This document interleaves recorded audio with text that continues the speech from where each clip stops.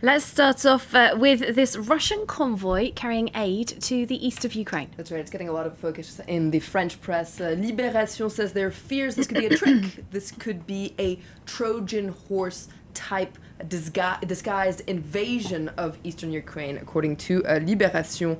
In its editorial, Libération says that the international community is right to be suspicious of this convoy, and especially suspicious of Vladimir Putin, the humanist, as he's trying to come across. After all, this scenario is very familiar.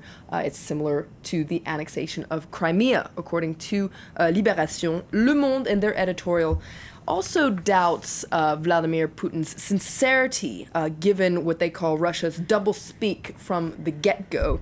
On the surface, this convoy, of course, is good news, says Le Monde. It's a breath of fresh air for the people that are trapped in the fighting between pro-Russian separatists and Ukrainian fighters. But Le Monde is worried that things really could get out of hand here. There could be an escalation of violence that could lead to all-out war.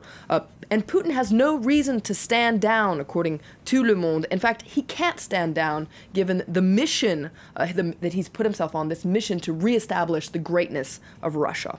Right, well, let's stick with Le Monde then. They're also looking at Putin's popularity. That's right. Unlike French President François Hollande, Vladimir Putin is a very popular man in Russia.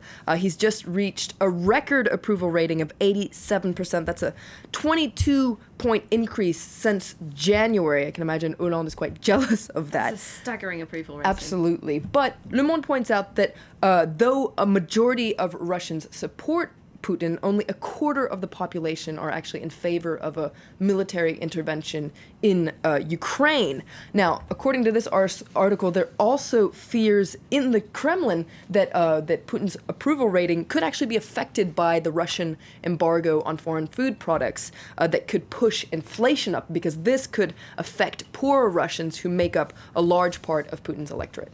Right, another one of our top stories here on Life in Paris. It's also one of the top stories for the French papers, the unrest in Iraq. That's right. Now, Aujourd'hui en France is looking at one detail in particular, and that is the war chest that ISIS has managed to pull together over the past couple of months. You can see the front page here.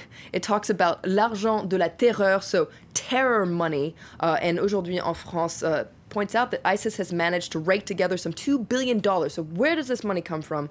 Well, Aujourd'hui en France has done the math. ISIS gathers $9 million worth of war taxes each month from businesses and households in the regions it's conquered. There's also money from petrol, and not to mention millions that were stolen in the banks when ISIS took over Mosul. Now, what does this actually mean for ISIS? Well, Aujourd'hui en France interviews a political scientist, Jean-Pierre Filiu, who says the significance is paramount. This really gives ISIS the means to plant roots in the Middle East, and especially to finance jihad across the world. To quote him, he says ISIS is a terrorist caliphate that has the means to carry out 1,000 September 11th attacks.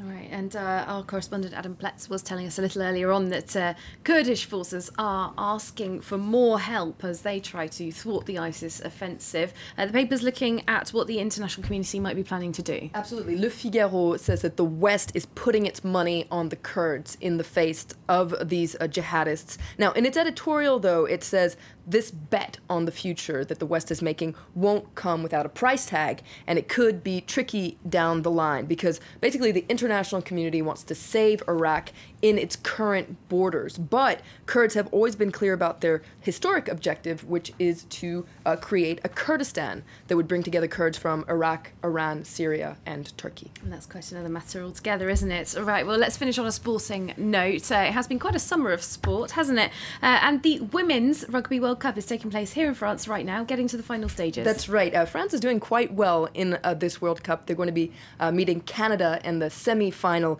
tonight. You can read about it here in Le Figaro. There's been an unexpected wave of support for the women's team. More and more people are tuning in to watch. Now, Why is that? Well, Le Figaro says it's because people love their style of playing. And in fact, it reminds people of the way the men's team used to play when we were winning. They're spontaneous, they're daring, they really take a lot of risks. It's a beautiful game to watch. But what's interesting is that the French women's team is full of amateurs. It's not a professional team. So Lacroix takes a closer look. They all have day jobs that they have to juggle with their sporting job as well. Yeah. You can see here they're talking about the double lives of French women rugby players, and it's quite a mixed bag. You have students, you have some that are in the army, you have some who are sports teachers, but there's even one science researcher. So not quite an obvious link. Not obvious links to sports, and well, hopefully they'll do very well. I'd like to say, allez les bleus. Yes, bonne chance to the French women's rugby team. Thanks very much, Flo Villamino there. Back a little later on with a look through the international press for you as well. Right now, that's it from us. We're going to take a very short break here on Live from Paris. Stay with us. Plenty more news updates coming up for you.